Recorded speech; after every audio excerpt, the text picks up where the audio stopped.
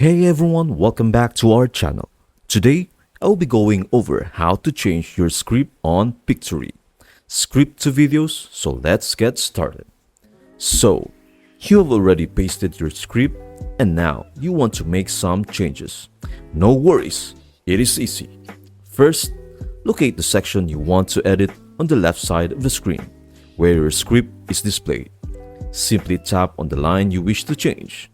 As you delete the text, you will notice that the corresponding scene on the right side of the screen updates instantly, reflecting the changes you have made.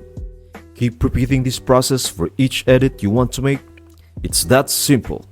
Pictory ensures that your changes synchronize perfectly between the script and the visual storyboard. And there you have it. Editing your script on Pictory's Script to Videos platform is a breeze. Make all the necessary adjustments until your project is just right. That's it. I hope this video helps you out and see you in the next video.